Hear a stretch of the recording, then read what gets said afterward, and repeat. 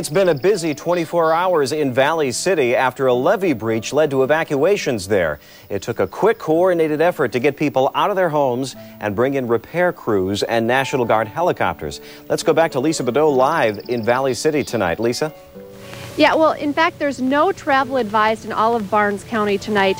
A lot of roads washed out, water over other roads, culverts are washed out, so it could be very, very dangerous if people were to be out and about tonight. Dikes and levees in Valley City are being built to 24 feet. 80 National Guard members were in town today to help with preparing and responding to any problems. Another 40 soldiers are expected there tomorrow. Well, National Guard soldiers aren't just stationed in Valley City. There are about 900 guardsmen on duty around the state, including in Enderlin, Lisbon, Grand Forks, and Fargo.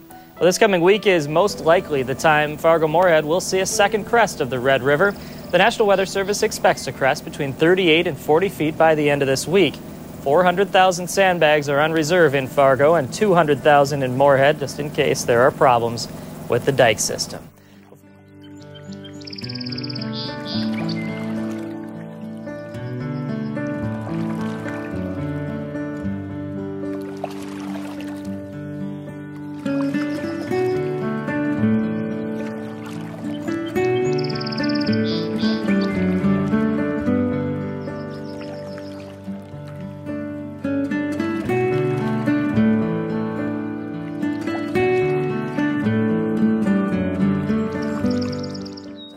Flooding is causing some tough driving conditions. Parts of Interstate 94 are underwater from Tower City to Ariska, North Dakota.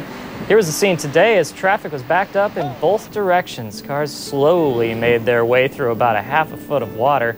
The drive time through this congestion was about 20 minutes. That only got longer as the Easter Sunday traffic picked up throughout the evening.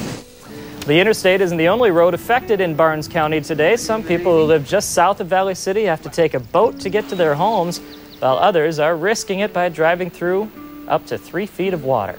People say they did not expect there to be this much water this soon.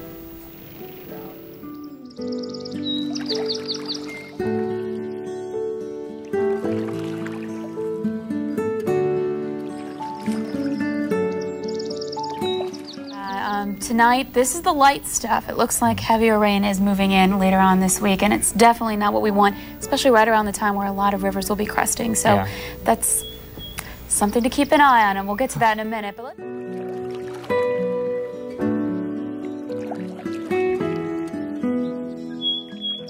residents continue to battle flooding in Minot. The Mouse River is threatening some homes and a campground. Early this morning, people were trying to patch a massive break in a dike at a KOA campground. The National Guard might be called out to break up an ice jam that is adding to the trouble. And no rest for the weary in North Dakota as the Red River is on the rise again. A recent rain and now snowmelt are the culprits. And take a look at some of the river levels here, because unfortunately a lot of folks here still in major flood stage. That includes all the markers here that you see highlighted in purple.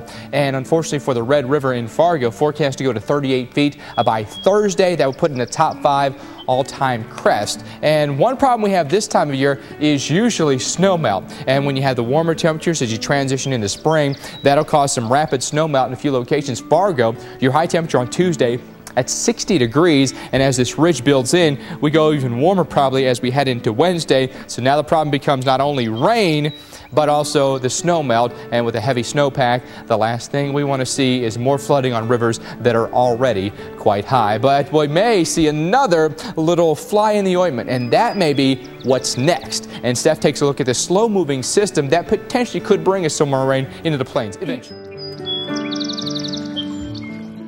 As well. A quick look at river forecast levels. Now here's the Red River at Fargo, expected to peak, but not quite as high as we thought yesterday, upwards of 38 to 39 feet. So let's show you where the storm is headed to, and it is going to make its way into the northwest as we head through the day tomorrow, anywhere really from Utah all the way to the coast, and then it's going to start its slow track all the way to the East Coast. So let's show you exactly when that is going to happen. And basically we have this dip in the jet stream. This is called a trough. And typically in troughs, we see that bad weather, and that's exactly what we're going to see. But watch this timeline. Tuesday, Wednesday, we're still here in the Rockies.